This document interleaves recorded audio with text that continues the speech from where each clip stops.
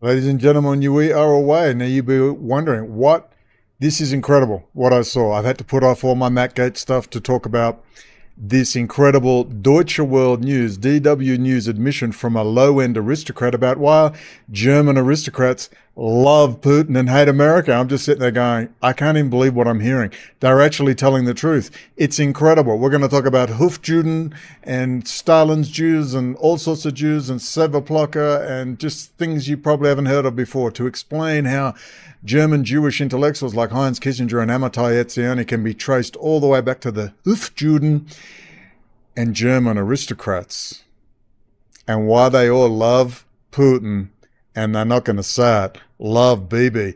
Let's find out what this mix of Hofjuden and European aristocrats have got in common besides severe cocaine habits. And let us attend.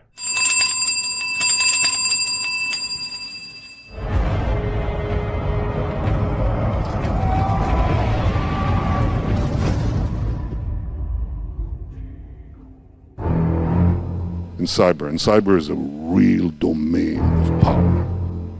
In cyber is a real domain of power. Oh my. What do you think? It's kind of contrasty. It really stands out. I quite like it. It's simple. It's simple. Brings the blue out of my eyes. Sorry, there's been some private jokes that I do with Hitler, blue-eyed devils, and other things. And I have a license to say black and make black jokes. If you watch the Fast Show, do you know what I'm talking about? The reds of the roofs there against the water really jump out at you, don't they? Very vivid. And the white walls with those windows there, very dark, almost black. Johnny. Black, yes, black. I shall need to get the black out. Johnny. Black. Johnny. Black. Black. Black for the sky and the sea. Black. All black, like the procession of night that leads us into the valley of despair. Black, the artist. I'm not going to show you. I'll show you another day. Anyway, what I'm going to show you, I couldn't believe what I saw. I couldn't believe it. I just went, what the But before we do, Mary's out and about. Let's see Mary Silva. Mary Silva? I thought she's from Boston. Sorry, I don't do a very good Boston accent, but Mary Silva, you will know Mary. Here's Mary. She's off. Mary Silva. You remember her? Hi, guys. This is Mary Silva. I just did a long day at work. Saw like 25 patients. Mary's running for Congress and has been handing out a ton of stuff. Let's just quickly look at what she'll be handing out today at the big I said Russian Republican Convention. I meant Republican Convention. That should have been quite friendly to her and very helpful up there in Seattle, Washington. There we go. I was about to say sorry for taking so long, but I was on the pause button, so it's only been a second. So Mary will be handing these out at a later thing because handing out flyers is so difficult for people to do, as we all know.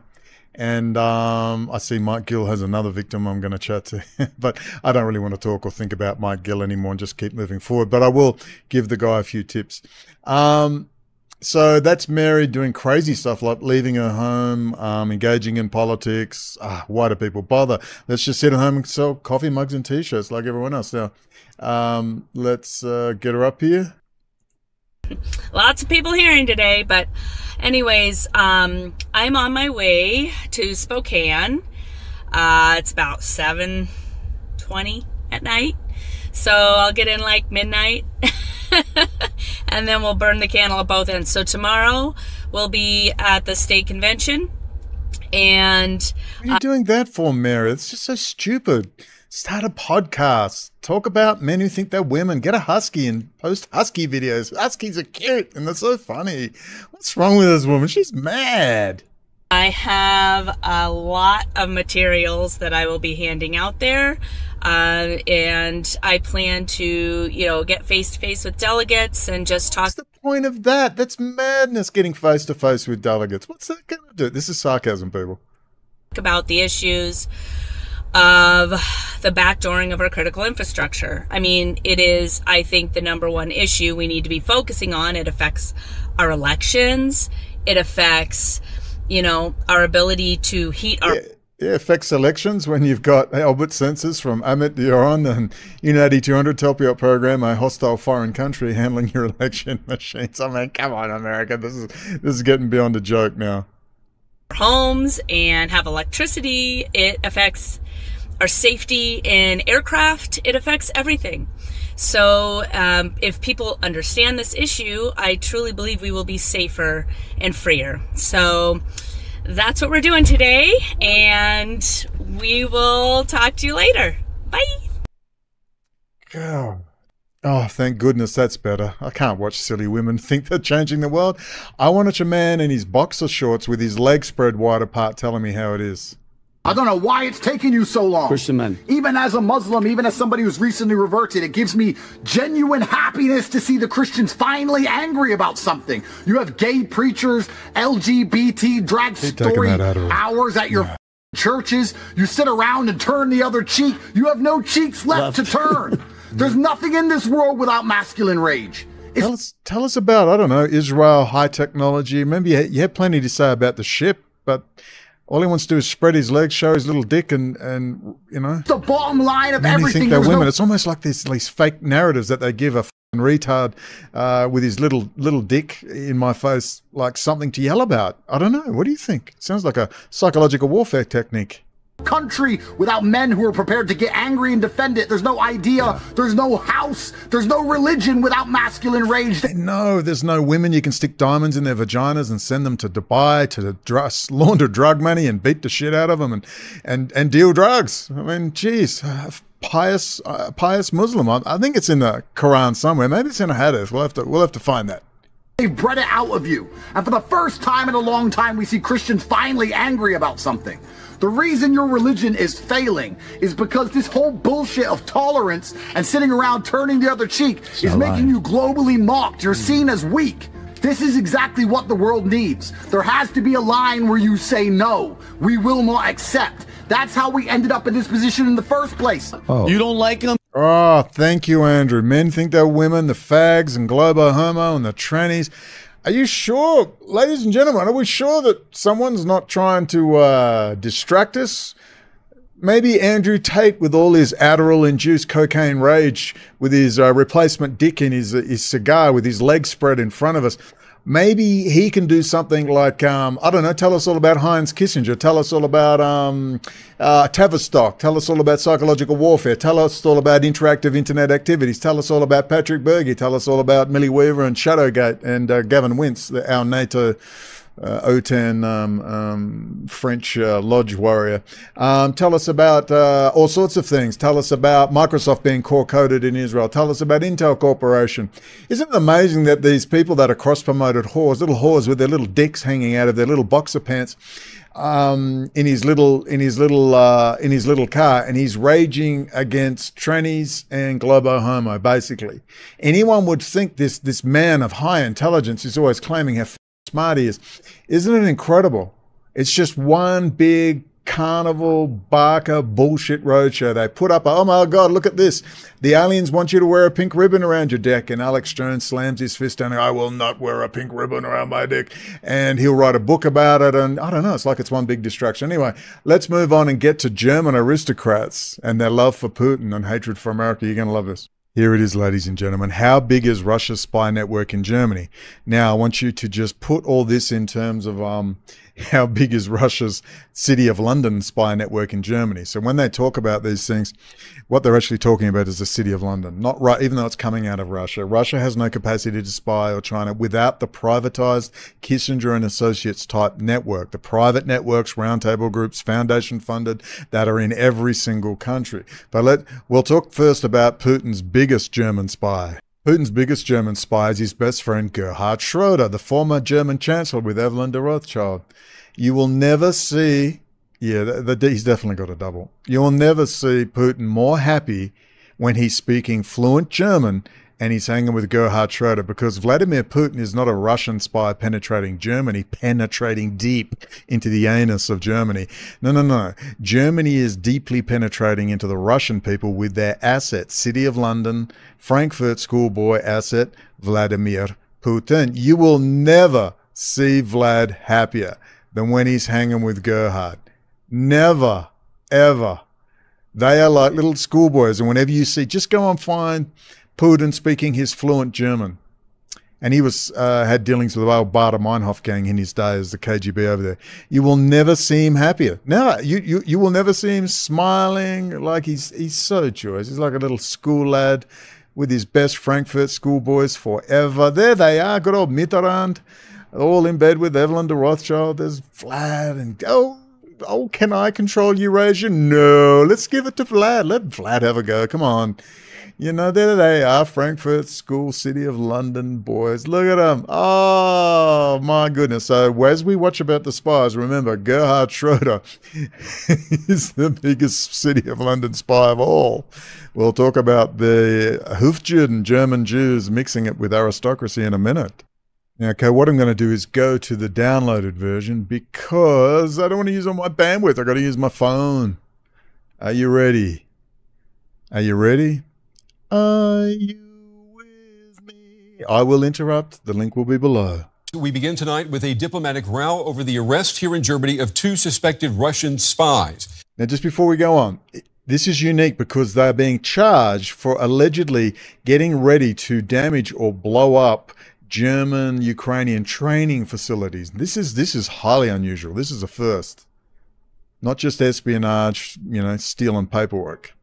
The German-Russian dual nationals were detained in the Bavarian city of Bayreuth this week. Now, they're accused of planning to sabotage German military support for Ukraine. Authorities say that U.S. military bases here in Germany were also targeted. The Grafenwöhr military base in Bavaria. It is here where American soldiers train Ukrainians how to use battle tanks. And it was, according to Spiegel magazine, the prime focus for one of the men arrested on suspicion of plotting an act of sabotage.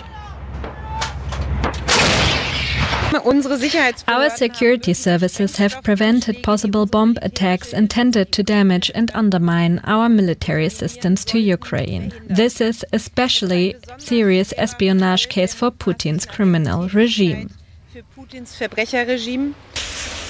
The German-Russian nationals, named only as Alexander J. and Dieter S., were arrested on Wednesday and brought here to the Federal Court of Justice for questioning. We accuse one of the detainees of having agreed to commit acts of sabotage in Germany, especially against military infrastructure. I have to say, this is really unusual. Really unusual. I wonder what's going on. And industrial sites here. In preparation for this action, this suspect had already scouted out several potential targets and, according to our findings, he had passed on the information he had gathered to Russian intelligence. Prosecutors have also charged Dieter S. with being a member of a terrorist organisation. They believe he fought for the pro-Russian separatist army, the Donetsk People's Republic, around 2015. The Kremlin has so far denied any knowledge of the suspects, but the Foreign Ministry in Berlin has summoned the Russian ambassador to explain himself. And for more now, I want to bring in our Russian affairs analyst, Konstantin Egert. Konstantin, it's good to see you. What more can you tell us about these 2 suspects? What do we know? Now, just let you know, Konstantin is a low-end, he's going to say some really interesting things. Trust me, if I'm getting excited about something, it must be good. It must be good. But what's also interesting is they're going to talk about how these German nationals came out of Russia many, many years ago. They're in their 40s and they came over as children. Now, please remember this. I want you to remember this. Yes, I'm alleging they're Russian Jews. That is correct. Let's just get straight to the point. Russian Jews sitting down there in Germany. We'll explain it all in a minute. Well, we know very little, but I can tell you, Brent, I think this is a very, very important, I don't want to use the word sensational, but very important investigation and arrests, because it's not only, at least judging by the Federal Prosecutor's Office words, it's not only about espionage. That was normal and that dates back to, decades of the Cold War. It is about actual acts of sabotage that were planned, or at least people were trying to facilitate it. I'm not at all surprised that these people have some kind of, evidently, with two passports, some kind of Soviet or Russian or post-Soviet rather background. They're both about 40 years of age. So that means they were probably brought to Germany, I suspect so, we don't know, as a lot of them, as children. There are hundreds of thousands, not more than 1 million of such people in... You do know who they are, don't you? I'll tell you in a minute. Germany, and it is, alas, a very propitious ground for the SVR, the Russian foreign intelligence arm, and the GRU, the military intelligence, to recruit people, especially those who are either keen on money or for some reason do not integrate and are dissatisfied with Why wouldn't they integrate? their life. Yeah, what you describe here is fertile ground here in Germany for the Russian Secret Service. I'm wondering, has Germany grossly underestimated the reach of the Kremlin here in Germany when it comes to, I guess, convincing people to turn against Germany, or when it comes to changing public opinion here in Germany? Well, frankly, Brent, I think it was vastly underestimated for at least most of the post-Soviet period. Why was it underestimated? Why is that? What, are all your German chancellors, Angela Merkel and Schroeder and Fischer, all hardcore communists when they were younger? Is there some sort of City of London network, Cambridge 5, operating in Germany? Own experience. Internationalist Trotskyites? Is that I met people from on a very vast scale in Germany that would be pro-Moscow, pro-Putin, and I think some of them probably were ready to be at least very helpful to the Russians. And these people range from high-level nobility. High-level nobility. When I heard that, I nearly fell out of my chair. They range from high-level nobility. You will never hear them talk like this, ever. Wait till we put it all together. 2 radical students that dislike NATO, 2 German businesses, to the former GDR communists. I mean, there are all sorts of people in Germany that can be recruited to the Russian cause. And alas, I do not think, and there's, I think, a growing consensus that the German state and the German security services did not pay enough attention to these Russian networks. I would recommend a book published by a British researcher, John Love, called Germany's Russia Problem, right before the full-scale invasion, which depicts these extremely vast networks of Kremlinophiles. And as you said, it is a propitious ground for recruitment and for info operations too. Info operations. Ladies and gentlemen, how about it's not a Russian operation, it's not a German operation, it's an international banker City of London operation, private networks, foundation system funding, drug money operations, weapons trading. It's all tied in with these networks, all the way to Hezbollah, Hamas. If it's a popped up terrorist group, if it's espionage, it's the privatized network. You have a banker problem. You have an internationalist Trotskyite German banker problem. And what you're describing also, predates the war in Ukraine. How vast would you say that this network of Russian spies in Germany, how vast is it?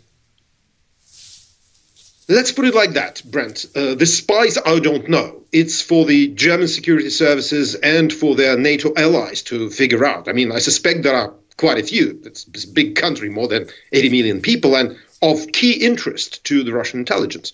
What I can testify, including my own experience, for example, I belong to minor nobility. I met extremely pro-Putin and anti-American German aristocrats.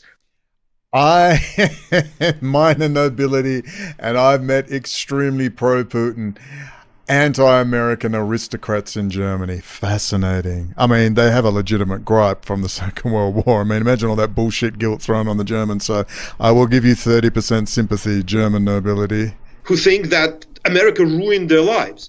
I also talked to people on the left wing who are so anti-NATO that for them Putin is like a savior. So I think the problem of these ideas spread widely in different segments of the German society is, alas, very, very strong. I think the full-scale invasion did change a lot of minds in Germany. That's very good. But basically, it had to be paid with Ukrainian blood, this conversion. I got one question for you beyond Germany before we run out of time. News today that Poland has arrested a man suspected of helping Russian military intelligence in a plot to assassinate Ukraine's president. Does this news, does it surprise you? It does a bit, to some extent, because, of course, there are much smaller pro-Russian networks in Poland. But as we've seen during the recent election, there are anti-Ukrainian forces raising their head in Poland. So, in a sense, also it is a matter of necessity.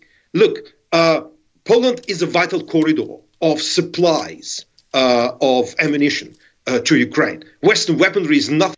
Let's stop. We don't need to watch any more of that. It's fascinating. You should watch the whole thing. There it is. It's linked below. Now I want to ask some questions. What is this community in Germany they're talking about? I find these really interesting. Israel to lure Soviet Jews from Germany. This is from 2007. An Israeli intelligence organization has to send its agents to Germany to try to persuade tens of thousands of Jews from the former Soviet Union to settle in Israel. Representatives of the organization Nativ are soon to operate in Germany on the approval of the Israeli government to counter the dangerous assimilation of former Soviet Jews in Germany, according to the wording of a decision recently passed by the cabinet of Prime Minister Ehud Olmert. Around 200,000 Jews from the former Soviet Union, about 70% of the total community, are living in Germany after arriving at the invitation of the government in the early 1990s. So I expect those lads who are in their 40s and under arrest are from that group. Just my mindless speculation. After escaping Germany, Feller considered escaping to Israel. This is the head of the Stasi, the East German Stasi. Once head of the legendary Stasi intelligence service, Markus Wolf reveals in an interview that his Jewish roots may partially explain why East Germany did not spy on Israel during his term. Well, it's very interesting. Very interesting. It's kind of interesting when you tie it all together. Machiavellian German refugee, Kissinger shaped U.S. policy with Jewish philosophy. Again, the Times of Israel. The Times of Israel. Look at, he's just everywhere. Little Heinz. Rothschild, Heinz. You seeing that network? You seeing that network? Why aren't they doing something? It's like the Cambridge Five and Margaret Thatcher being, not Margaret Thatcher, Lord Rothschild being accused of being a Soviet spy. Sorry for being so eclectic. We'll get round to it. This is one of the most amazing bits of video I love too, talking about minor aristocracy. You hate the nobles of Germany. Wait for this. The 6 o'clock news from the BBC with Sue Lawley and Philip Hayton. Good evening. The headlines at 6 o'clock. Mrs. Thatcher has declined for the moment to clear the name of Lord Rothschild, to say that he was not a Soviet spy, the so-called fifth man. 5 times in the House of Commons this afternoon, the Prime Minister was pressed to clear Lord Rothschild's name and state that the former head of the government's think tank was not a Soviet agent. Did she say think 5 tank? times. Oh, my think tank? Mrs. Thatcher declined to do With so. a foundation 5 attached? times she replied to opposition and Tory MPs alike that the matter was being considered in government, but she had nothing further to add at this stage. The pressure came as a result of a letter from Lord Rothschild published in the Daily Telegraph this morning, in which he appeals for a public statement that he is not and never has been a Soviet agent. Roy Hattersley, the deputy... Gerhard Schroeder, your boy Gerhard? No? But see, he's telling the truth, ladies and gentlemen. Lord Rothschild, a humble man, unlike the British aristocracy, a humble man, common peasant folk. I mean, he almost said that his son, Lord Jacob, or is that his uncle? We were but humble peasant folk, and my nephew went to Eton, and he was brutally, racially assaulted, called a downright Jew. The Serenus had to see his cocaine dealer for 2 weeks. But what's so fascinating is when you understand they're not Soviet spies. They're international Trotskyites who happen to be propping up their little creation over there in Soviet land, or propping up their little creation in China. That's the point. They don't work for the Soviet Union. They don't work for the communist movement. They fund it and own the thing. That's the point. You know what about Lord Rothschild? but he's being defended by the Labour Party because these are workers' hands. Labour leader called the Prime Minister's response extraordinary and preposterous. He demanded Lord Rothschild's name be cleared. Mrs Thatcher repeated her answer. Oh, the Labour Party, the Democrat, the party of the workers, ladies and gentlemen. These are workers' hands. Defending Lord Rothschild. Do you not see it? It blows my mind. These are workers' hands. It's off a movie, Sunshine with Ray Fiennes. Should I find that scene? It's worth finding. Oh, we're getting distracted here, aren't we? We're not staying on track, but that's what I tend to do. Let me think. Let me press pause and think. Shall I find it? No, I can't be bothered. But these are humble peasants, working class trillionaires, ladies. Working class trillionaires, barely getting by. Just a little spying here, a little espionage over there. What's your problem? Come on. Come on now, what's your problem? This Gerhard, we're all in this together. Gerhard Schroeder with Evelyn DeVries. Just humble peasant folk trying to make do on the European continent, down to their last 7 castles, being harassed. It's outrageous, ladies and gentlemen. Ladies and gentlemen, these are not Soviet assets. These are assets of the City of London, internationalist, Trotskyite, Bolshevik, Oedigean planetary takeover cartel. They are part of a private man in Armani suit, Frankfurt School, City of London takeover gang. They belong to no one. They are actors. They are actors. They have a director, they have a producer, and they have a script. Okay, ladies and gentlemen, let us attend to the Hofjuden, court Jew. Shall we? Whoops, pressing too many buttons. There we go. Court Jew will attend to the brilliant Wikipedia. It shall keep us fully informed, ladies and gentlemen. In early modern Europe, particularly in Germany, Heinz, a court Jew, Hofjew, or court factor, was a Jewish banker who handled the finances of or lent money to royalty and nobility. Were they minor nobility? Aristocrats by chance who happen to hate America? In return for their services, court Jews gained social privileges, including in some cases being granted noble status. What was that guy said again? The war in Ukraine, how vast would you say that this network of Russian spies in Germany, how vast is it? Let's put it like that, Brent. The spies, I don't know. It's for the German security services and for their NATO allies to figure out. I mean, I suspect there are quite a few. It's a big country, more than 80 million people, and of key interest to the Russian intelligence. What I can testify, including my own experience, for example, I belong... So what does he belong to again? What is he? Who handled the finances of or lent money to royalty and nobility in return for their services. Court Jews gained social privileges, including in some cases being granted noble status. To minor nobility. I met extremely pro-Putin and anti-American German aristocrats who think that America ruined their lives. I also talked to people on the left wing who... How interesting. How interesting. Oh, the nobles, humble peasant folk. Examples of what will later be called court Jews emerged in the High Middle Ages, when the royalty, the nobility, and the church borrowed money from money changers. Evil money changers, ladies and gentlemen, corrupting fine Christians. Oh my Lord, the Jews made me do it. From money chambers, or employed them as financiers. Among the most notable of these were Aaron of Lincoln and Vivillian of Strasbourg. Jewish financiers could use their family connections to provide their sponsors with finance, food, arms, ammunition, gold, and other precious metals. Oh, seems nothing has changed, Lockheed. The rise of the absolute monarchies in Central Europe, and they are very upset at America, I might add, the monarchies, these nobles, these humble peasant folk. The rise of the absolute monarchies in Central Europe brought many Jews, mostly of Ashkenazi origin, into the position of negotiating loans for the various courts. They could amass personal fortunes and gain political and social influence. Ooh, they could amass personal fortunes and gain political and social influence. My.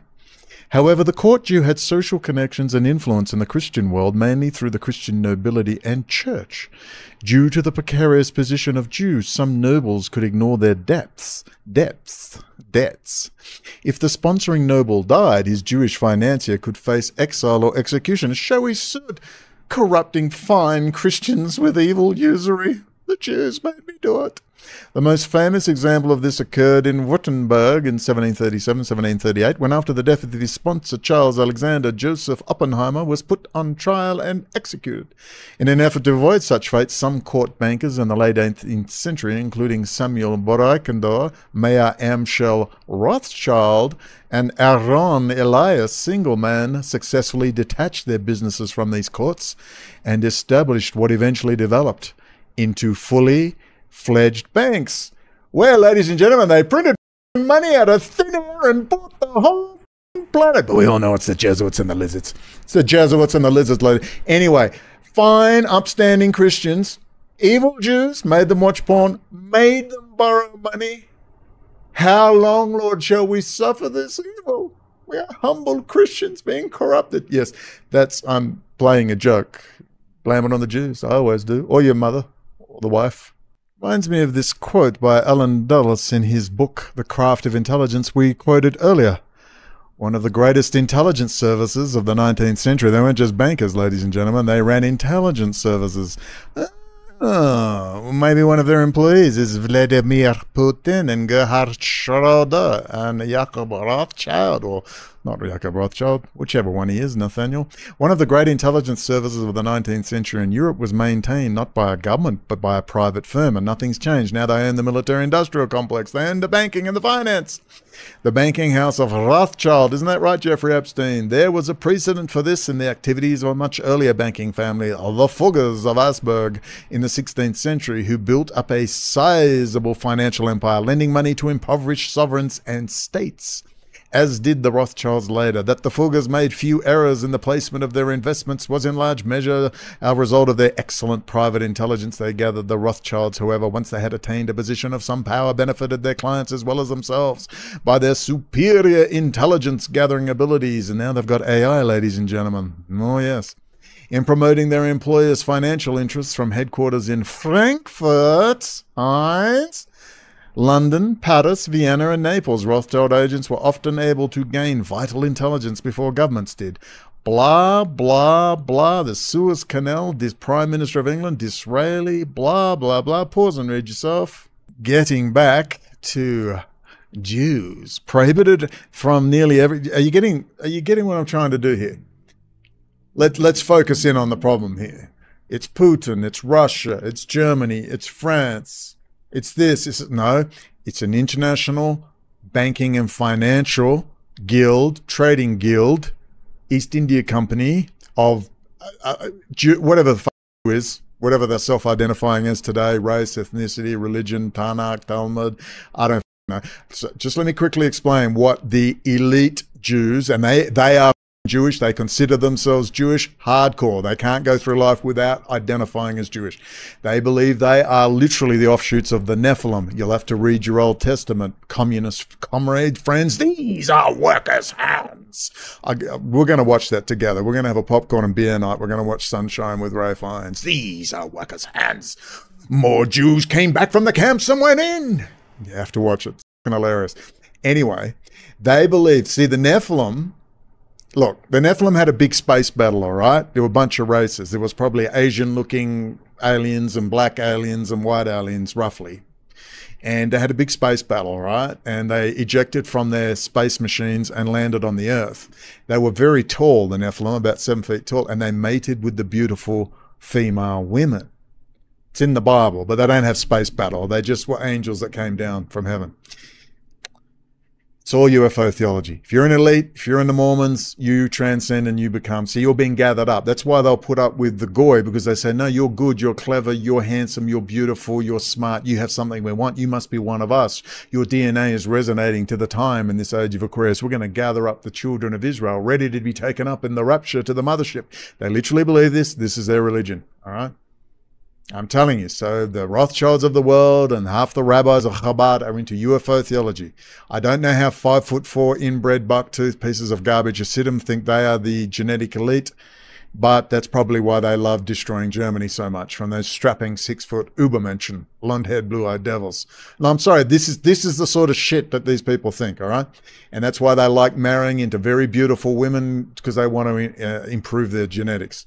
Because look, they've been stuck in with the rabbis, forced into these ghettos, having sex with cousins, and this is what happens. That's why I have so many genetic diseases, emotional and mental health problems. Literally, they know this. That's why they try to marry outside. They know it has to stop, or they're all going to, die very young from these genetic imperfections. But that's what they believe. They believe they are genetic inheritors of human DNA and space DNA, alien life forms, ORH negative, all that stuff. They literally believe it. That's their religion. I'm just telling you. So when you talk about elite Jews have no problems killing off Hasidim, killing off Chabad, they consider them scum, a joke. They're just using them as an army. They are the brown shirts, okay? And they'll kill them off happily, all right? The elites wear suits. Some are strapping 6'4" German, blue-eyed, dark-haired devils, nobles, all right? Some are of all sizes. Some are African freaking Swahilis. The people at the top aren't really racist per se. They will take anyone if you have the genetic or the brains or the gifts or the sight of seeing and inventing. You're one of them. They want you to be gathered up in the age of data analytics and psychological profiling and AI. This is the time for the Luciferian rationalist, scientific rationalist time. All right, so all the little forlocks, they'll just get rid of them. They don't care. They'll kill 1 billion of them. They don't care.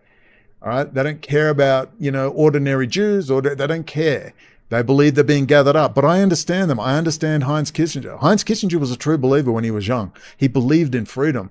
Then he just became disillusioned, and I understand. Lucifer. See, Lucifer didn't want to serve humans. God said, my favorite angel who loved God so much said, my favorite angel, I want you to serve man. I want you to serve humans. And Lucifer said, what? Fucking humans? Like, fuck, I do love you, boss, but I fucking hate them. Lucifer refused to serve humans, even though he loved God. So God cast Lucifer down. I suffer from it every day. I hate you every day. You should hear what I say about you. Ask Mary. Ask Mary what I say. I fucking hate humans. They're so stupid. They just keep getting scammed. I said, well, kill them then. I was going to get a Jackson Coke. I tried. I can't drink it. I feel so sick. But if I could drink Jackson Coke, Diet Coke, healthy Diet Coke with ice, I would be drinking and laughing at you dying, because I've had enough of stupidity. And I understand Heinz. Look, here's Heinz right here. This was when Heinz was a true believer. Where Heinz, we'll do the long version. This has been interviewed by Chris Wallace in 1957. He's a true believer, where he says, no, freedom. Forget 19th century Marxism. The new revolution is freedom. His eyes are wide. Look at him. Look at the happy Heinz.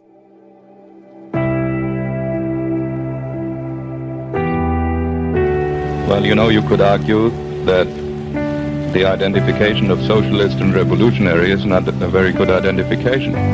You could well argue that a capitalist society, or what is more interesting to me, a free society, is a more revolutionary phenomenon than 19th century socialism. And this illustrates precisely one of our problems. I think we should go on the spiritual offensive in the world. We should identify ourselves with the revolution. We should say that freedom, if it is liberated, can achieve many of these things.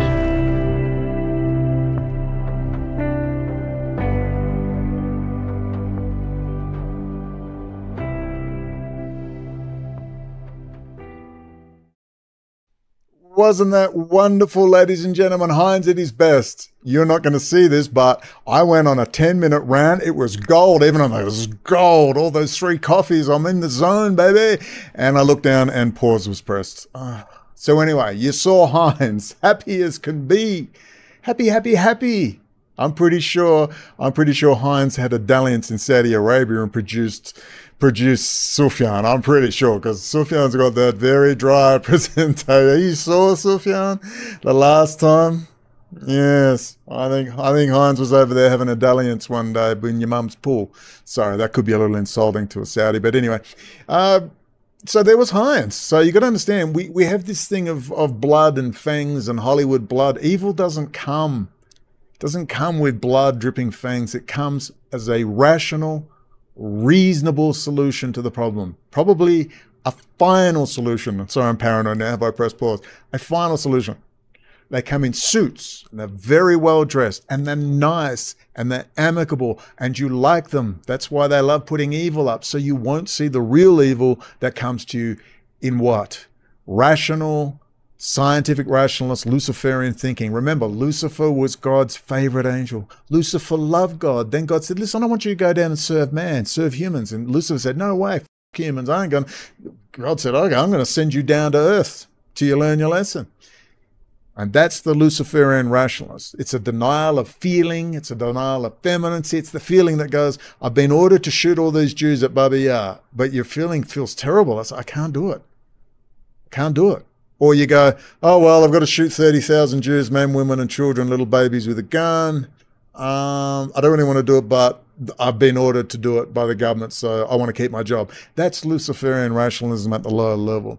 Look, they're managers. These people are managers. They believe they are descendants of Nephilim, the 7-foot angels, when they had a big space battle up there, who came down to Earth and mated with the beautiful women, and that's where they believe we get ORH negative blood. They still can't quite explain ORH negative blood, which I have, by the way, so I want a bit more fucking respect from you all.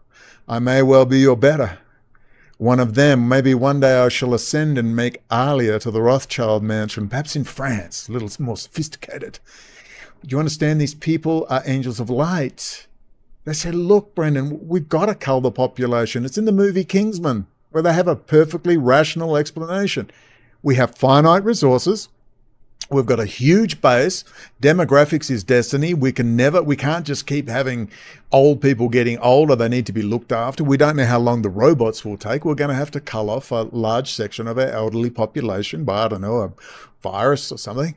And, until we get everything right, and we want to get the best of the best out of scarce resources. We won't be on Mars in a permanent base till perhaps the end of the century, because we've got to get AI and data analytics happening, and that's not going to happen until we get more real-time data and quantum computing. That's not far away, actually. And once we get people in smart cities, we can monitor everything they do in real time, and we'll put sensors, like we'll pay you more universal basic income, and you'll get more privileges if you take real-time sensors like blood pressure, heart rate, blood sugar, brainwave activity. The more sensors, what they know is this: the more real-time sensors they have, sensors of every kind. I don't know, Albert sensors with Amit Yoran and Unit 8200. They want sensors everywhere at all times. They want to measure solar radiation light. They want to measure cloud density. They want to measure oxygen levels. They want to measure the color of the dirt outside my door. They want to measure how much concrete production. They want to measure your hair color, how many strands of hair, color of your iris given the light reflected at noon. I'm not joking. We're talking millions and millions and billions and billions and billions of computations. That's what they want out of AI, but real-time data is a must. They want the metaverse. That joke you saw at Facebook and the metaverse, that's just the beginning. They got to have it for the AI. Once you get AI and you can simulate the universe, everything revolves around AI and simulating the universe accurately. In 2010, they could simulate coffee molecules. That's it. Real simulation. Like they could say, that is exactly how a coffee molecule, that's what they're doing with those giant supercomputers for how pharmaceuticals react, and material science. When you put materials together, you might spend 20 years trying to get just one material, but if you can do all that research in a little computer, a quantum computer, do you realize the power of that? Instead of 100 years of development, you could get it in 5 years. We will never leave this planet until we have AI, quantum computing. And that's the plan. The question is, did anyone fucking ask you? And the answer is no. They're doing it all on the sly, and they've got their little insiders in there, and part of that is to cull off the useless eaters. Instead of getting together in an age of cooperation, instead of endless competition, that's what you saw with Steve Jobs and Apple, how we set different departments against each other. Apple, Intel, AMD, they're all owned by City of London. It's all the same company. This is artificial competition till they get to that 0 point of quantum computing, AI. That's what they want. Psychological profiling. So their view is, you are a Jew, you are a descendant of the Nephilim. They want the best of the best. Okay? And they love fighters. Oh, they adore me. They adore me at the top. Young Mustang, we're going to get him mated with some blonde-haired, blue-eyed beer-serving wenches in Germany. You think they're all about Jews as a race. Yeah, they are, but they believe the racial component is that your DNA is now resonating in the age of Aquarius as Pluto moves into Aquarius. They're prepared for this time, and they believe you're going to resonate and you're going to show yourself. And through the data analytics, they will map out their 144,000. That's what they believe. I'm sorry. I'm just telling you what they believe. If you do not understand how trillionaires think when you've got everything you want, you've 50 women in an orgy, or men or boys or whatever you're into, they're bored off their titties. So they got to take over the world. That's what you do when you've had everything else. You and I paid my bills. It's not too hot. I go for a walk. I have apple crumble with cream and ice cream. Oh, yes. Oh, yes, baby. You see me walking around like I'm king of the world. And I got a thick steak from the butcher. Yeah, I'm stoked. No, they're bored off their tits. You take over the world, you start doing crazy shit, you start hanging yourself, taking different drugs, and maybe flying out a window because you're so depressed, because they're all microdosing, they're all on Adderall, amphetamines, and pharmaceutical quality drugs. All right, they're not drinking baby's blood. Clearly, you've never had a good dose of methamphetamine, have you? All right, or good high quality cocaine. And if you did, that's what they're all on at all times. Look at Musk, who's going to be arrested soon. That's all falling apart. SpaceX is a laughing stock now. Tesla's a laughing stock. They're never having full self-driving. It's just getting worse and worse. And we're just counting the seconds until he's finally arrested for the giant fraud. But of course, he's just a front man for others. But anyway, this is how it works. You've got to get out of the fangs and the baby's blood and the child sacrifice. This shit goes on. Let me tell you, it goes on without Jews and without elites. People are doing it in their homes right now. Kids are being beaten, bashed, murdered right now. Are you going to run down to your child protection unit and start being a foster carer because you care about the children so much? No, you're not. It's just fear porn and porn show for you and something to talk about with the girls or the guys at work when you're bored off your tits.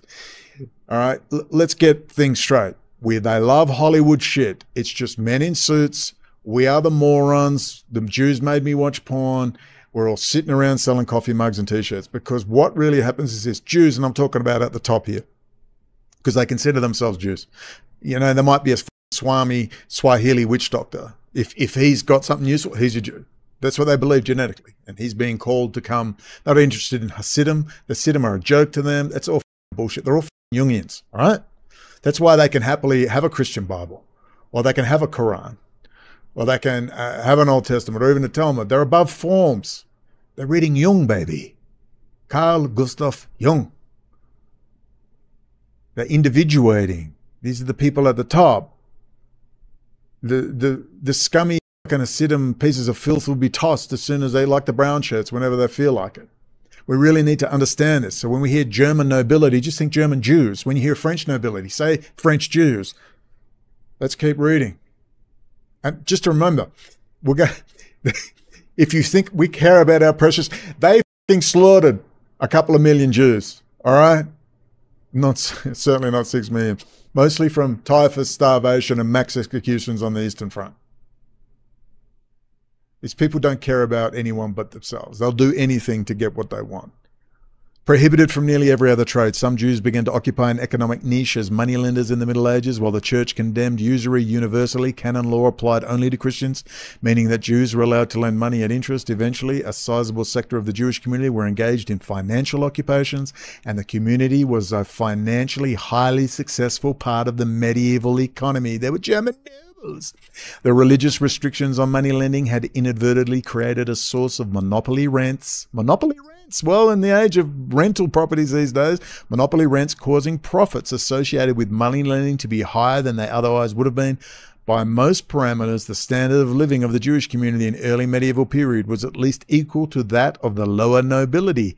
However, despite the economic prosperity, the community was not safe. Religious hostility manifested itself in the form of massacres and expulsions, culminating in the repetitive expulsion of all Jews from various parts of Western Europe in the late medieval period. Rightly so. You're corrupting those beautiful young Christians with your usury. Oh no, they're making me borrow money. Oh no.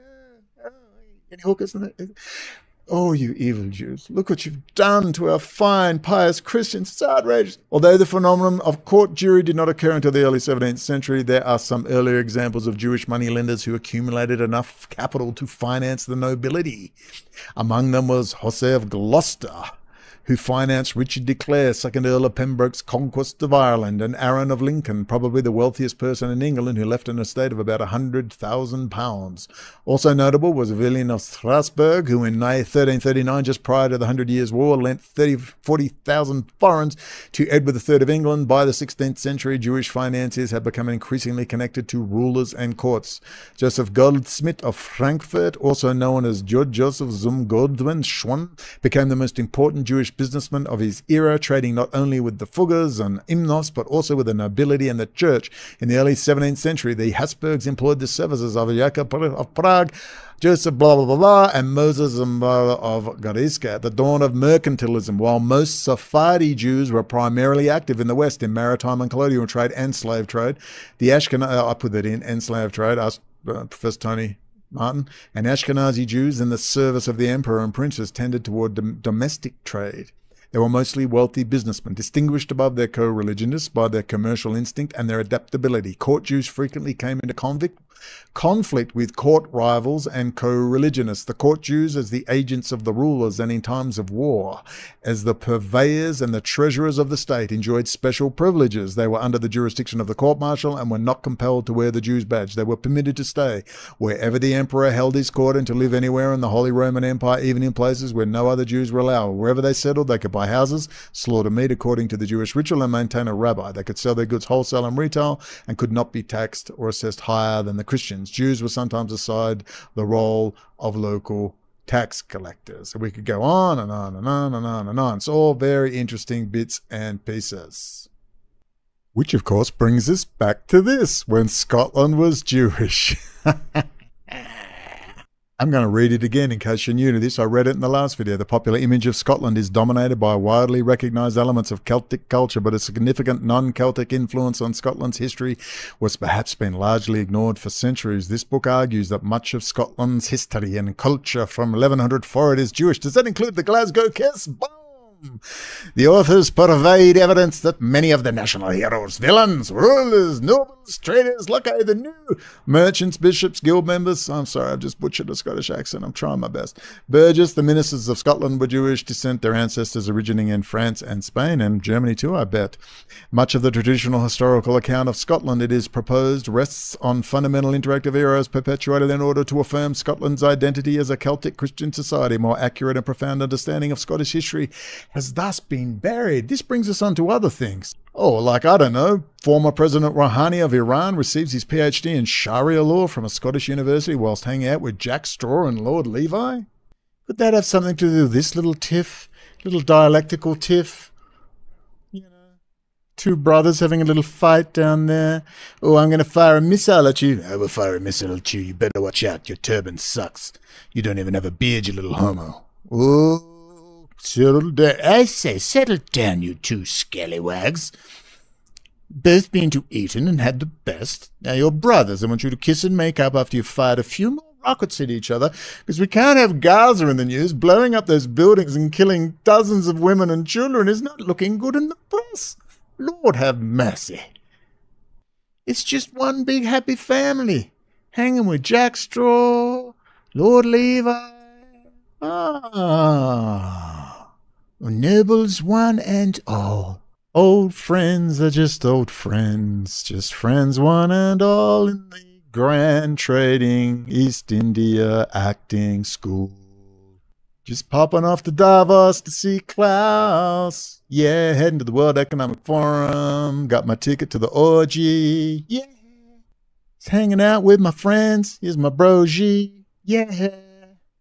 Here's little German nobility, 'cause we're all old friends here. Putin and Schroeder, a controversial friendship. All old friends here, all related.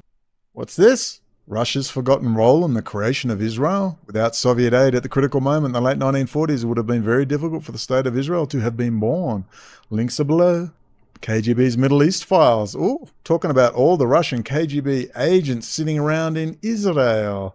Stalin's Jews. We mustn't forget that some of the greatest murderers of modern times were Jewish. Seva proud Israeli Jew, very honest. I love that one in 2008 where he said, if we continue to make ripping off the Goya national sport, we're going to get in big trouble. I've got to find that article. Jews pledged their love to Stalin's Russia and he slaughtered them, but not until 1952 on the night of the murdered poets. I'm not sure how many Christians were dead by then. I am a Russian writer like all Russians. I am now defending my homeland, but the Nazis have reminded me of something else. My mother's name was Hannah. I am a Jew. I say this proudly. So spoke the noted writer Ilya Ehrenberg at a Jewish rally in Moscow in August 1941 as the Nazi legions rapidly advanced across the USSR. We love you, motherland. Why are you killing us? Because no one cares about you. You're not one of the elite Jews, silly. The New York Times, from the Court Jews' Uneasy Heyday, 1996. Who forget the sight of the old Jewish cemetery in Prague on a misty autumn night behind the high walls, hundreds of tombstones tilt and lean. One of the world's largest Jewish population is some of Europe's greatest shuls, and you see that it is also a city of palaces and churches, still redolent of the glory days of the Baroque, and that era comes alive as the strains of Mozart's Prague Symphony flow through the galleries of the Jewish Museum in Manhattan in an exhibition titled From Court Jews to the Rothschilds, Art, Patronage and Power, 1600 to 1800. It's the New York Times, filthy anti-Semites. In a gathering of nearly 300 objects, from penny prints to sacred books, from family portraits to liturgical objects, this ambitious show documents the convergence of parallel worlds, Jewish and Christian, in a group of remarkable individuals known as Hofjuden or Court Jews. They were the financial advisors and moneylenders to rulers of Central Europe, including the present day Germany, Austria, and Czech Republic, from before the 30-Year War to the Napoleonic era. This story is a political one. It tells of the ascent, subsequent fall, and precarious survival of the Jews themselves, of the mingled respect and resentment they inspired among their royal employers. When they apologized for Shylock, links are below. Jews are often thought of as the victims of history, but the case of the Hofjuden provides us with a very different picture, saying they lived a very privileged life. Indeed, they married into the nobility, and then we got Heinz, and we got Gerhard Schroeder, and we even got Vladimir Putin. He likes to kiss the tummies of the little boys. Okie dokie, and here we are. How big is Russia's spy network in Germany? Let's do a few conclusions now. We should know by now it's all one big happy family. It's the Jews this and the Jews that. Well, actually, yeah, it is most of the time. However, there's always a big bunch of goy and Christians going, oh, the evil Jews have made me lend money. They've made me watch porn. Asking Michael Jones, how can they possibly degenerate a society if the society doesn't have the capacity for degeneration? In that case, what we call loosely the Jews are a blessing unto the nations, because they've shown us how sad and pathetic and weak and a joke we really are. We've got the likes of an Andrew Tate and all these huge cross-promoted people who have all these big things to say and scream and yell and get high on their Adderall and tell us how it all is, but they can't seem to tell us. We have a parasite problem. Okay, you have a parasite problem, America. You are hated by the German nobility. Why? Why? All of Europe hates you. Because those elites at the top, and we can argue whether their Jewishness is kind of incidental in the grand scheme of things, because these people aren't quite what you think they are. These people don't quite believe anything like we do. They believe themselves to be above forms. These people read Carl Gustav Jung more than they read the Tanakh, Old Testament, or Talmud, I promise you. In the age of scientific rationalism, the Hasidim are going to be got rid of. People say, well, you shouldn't have secular states. I say it's not about being secular, meaning divorced from real theology. It's just that the government is just an administrator. It does the bare minimum, and it is up to us to run our lives how we see fit without interfering in the lives of other people, using common sense and decency. Tradition and things like that. These people believe that America is a abomination. They believe America must be put back in its box. It must be brought back into the Commonwealth of Nations. It must come under the Crown Corporate, and it must then be treated in a paternalistic planetary kibbutz. You will own nothing and you will be happy. To be fair, Jesus said similar things himself. You will own all things in common. So if we want to get all of those Jews, well, actually Jesus said the same thing if you want to get down to brass tacks. But that's when you are truly above forms. You are now a higher level mystic. That's not for everyone. That's a lifetime's work if you're ever going to do it. Because, of course, you must be able to face the existential emptiness, the abyss, the terror, the void of complete loneliness. Until you can do that, until you can live by yourself for 23 years, as I have, literally by myself, till you can go with tears on the pillow and cry for 3 days straight because you feel an emptiness you can't even describe. You can't even commit suicide. You're so depressed until you have stared into that abyss where you are but a little candle. And I've noticed that good old Elon Musk loves to quote his Jung, thinking no one notices. A little candle in the night and there's this big looming shadow before you. There they are, just this tiny little candle of consciousness. If you can stand the terror of the void of complete loneliness, well, you're almost there. Then you too can be a mystic and be above forms. But these people aren't. These people are drug addicts. They're either on low dose, microdose, LSD, meth, or the rest, or they're just full time on that shit. Full time. It's creating their inability to think clearly. They're horny as hell all the time. They're Jeffrey Epstein. They're preying on every common lustful piece of shit on the planet, and they're corrupting whole societies. But again, it says less about the Jews and more about us as common people. And remember, Jews too suffer from domestic violence, drug problems, and their kids taking drugs, so please. So I have something to put to you. I meant to say at the start, I want to include Mel Gibson. You know, many people, you like Mel Gibson. Mel Gibson is a piece of shit. Every time Mel Gibson gets in trouble for beating up one of his Russian Israeli hookers, who's become his girlfriend, or he gets caught with coke or meth, or God knows what Mel Gibson does in his spare time, he reels out a little soft pedals, a little anti-Jew rhetoric, or drops a hint about sex slave trade or child sacrifice. And then you hear nothing more about him. The man's a multi-zillionaire. He wants back into his little party. Mel Gibson's a piece of shit, because if Mel Gibson was actually real and actually a reasonable human being, you know what he would do? He would immediately fund to the tune of $10 or $20 million, giant conferences right now in the United States and within Israel itself, if need be, conferences on what we're going to do about the Jewish problem, the final solution to this Jewish parasite, which is a mindset of elitism, a mindset of entitlement, and a mindset of born to rule. Because let's face it, you may have a voice for anybody, including King Charles, to say you're born to rule if you were being paternalistic and actually bringing up people in the finest way. You didn't. You went out of your way to corrupt so you could look down at humans like Lucifer and say, I told you they were shit, God. I told you they were shit. Look at them. That's what you've done. So you could prove to yourself, so deep down, that feminine side, that feminine connection, that I and the other are one. And the fulfillment of the law is love. And all those billions and trillions and all those access to resources to help people. Rather than the guilt that you would feel, you'd rather take drugs, and you'd rather than hate the victim and destroy the victim to say, we told you they were shit, just so you can justify your own color and your own actions. Ladies and gentlemen, we're going to do without these fuckers. We're going to do without them. It's going to take a while. And the way forward is to use and coke addict freaks like Mel Gibson and the rest of his ilk to cough up the fucking cash for giant conferences, whether it's somewhere in the Middle East or in the United States, where we can start having an adult fucking conversation about how we want to live, how we're going to solve problems, how we're going to live and work together. And we can start with very basic education, which is how do they rule and corrupt? International banking, financial. Bolshevik revolution, which has its origins in Satanism, Luciferianism, which is I hate humans. I hate humans. That's where it lies. I hate feeling. I don't want to feel, and deep down I'm angry at God for even being born, because I have separated from the Godhead. Now I'm no longer omniscient. Now I'm a little shard of the divine, trapped in this time-space bubble. And you hate God for it, and you want to go home, and you're upset. I know the feeling. Mary will attest, and a few other people, to what I really think of you half the time, because that's what they want to do. They want to demoralize you, so they go out of their way to justify their ridiculousness by creating as many degenerate as possible on this planet, so we can go, we told you so. We told you so. And you know, most of all, they want to go, we told you so, to God. It's now up to us to stop blaming Jews, the elites, the this and the that's, and the Luciferian rationalists, and start looking at ourselves and our ability to control ourselves.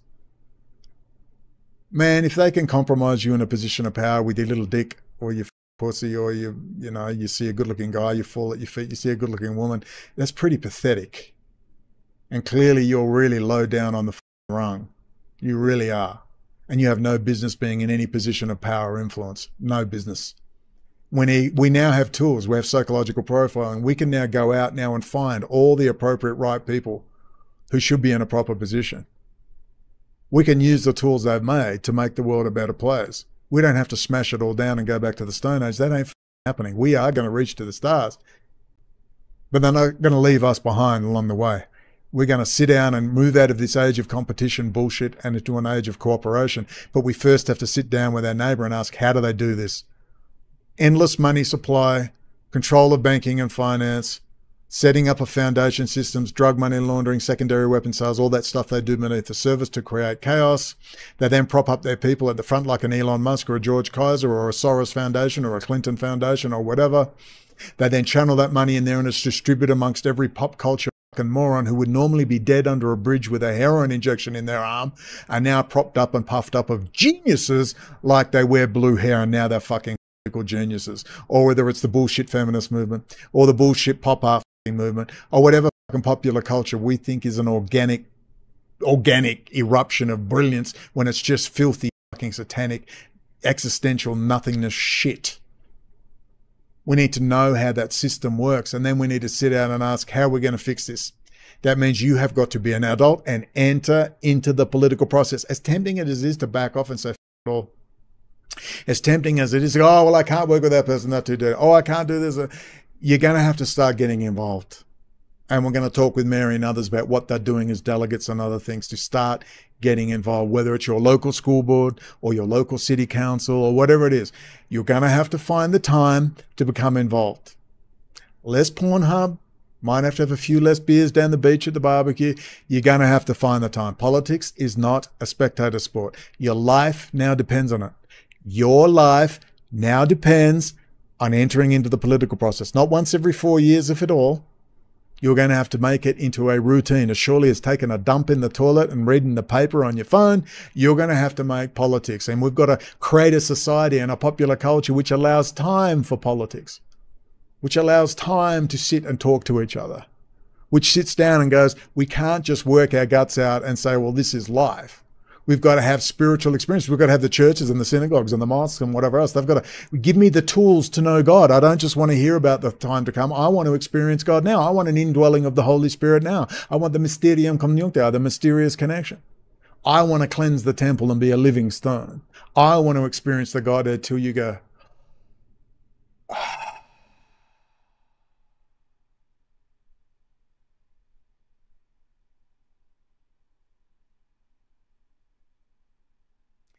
and you know God exists. And you know love is the fulfillment of the law. And that is the indwelling of the heart. Might only be for 2 or 3 minutes, but it will be a treasure that will give you energy and confidence for the rest of your life. And though you may get down and be miserable and feel like, am I ever going to get out of this shit? That's the little treasure that will keep you going through times. That is your land, and trim your wick. In the times to come, we're going to need it. So there will be many false Christs, many false prophets to come. The Joe Rogans will tell you about their new ayahuasca weekends away to attain spiritual enlightenment. Watch out. We're entering interesting times. Very interesting times. So we need to know information. We need to know history. And above all this, we have got to get together. Not just Jews, Christians, and Muslims. Everybody's got to sit down and go, if we don't do this right, there's going to be problems. We'll always win. The truth always wins. It's just a matter of how many can die, how much suffering there will be. We either go with the wise old man to the darkened forest voluntarily, or we will be dragged kicking and screaming. We need a whole new popular culture. We need a whole new way of being. We need time to sit and relax and think. We need time to do that. Klaus has pledged you will have time to do that in your beautiful smart city on the universal basic income. I wouldn't trust Klaus and his German nobility court Jews as far as I could throw him, and he looks pretty heavy. Ladies and gentlemen, this was a quick one because I got all muddled up. I had a thing going with Matt Gaetz. They are the court Jews. Remember, they're going to us all. And just like they all found in the gulags in Soviet Union, it was full of Jews. But I thought they had special gulags with special Jews. No, they came and they died and they froze just like all the rest. And they're going to us all if we don't sit down and get together. Number one, find me Mel Gibson and bring me his head. Give us the cash, Mel. You little whore, you little bullshit artist with your bullshit shit. Give us the money, all right? Instead of giving it to pay off everyone, you beat your latest Russian Israeli hooker up with your Israeli Defense Force bodyguards. Give us the money now to go out there and get conferences happening, high levels, and bring people together. Forget left-wing and fucking right-wing and ideologies. Jam your isms up your fucking ass. I want to sit down. 2 + 2 = 4. What goes up must come down. Sleep with dogs, you get fleas, and the rubbish will not take itself out in the morning. Ladies and gentlemen, I leave you with the great Bill Cooper on F. Scott Fitzgerald. Don't be a steak on the table. Be a human being. Talk soon.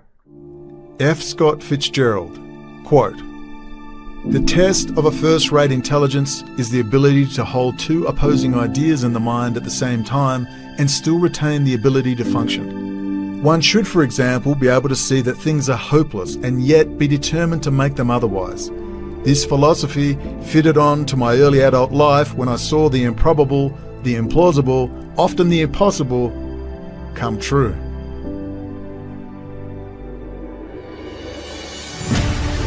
What is our common bond truly? Freedom. Freedom. Without freedom, you can't be a Christian no matter what denomination you belong to. You can't be a Buddhist. You can't own a donut shop. You can't drive from here to Oregon. You can't be an American because that's what it's all about, and it's the only thing that it's all about, nothing else. Nothing else. It's about freedom. Only freedom.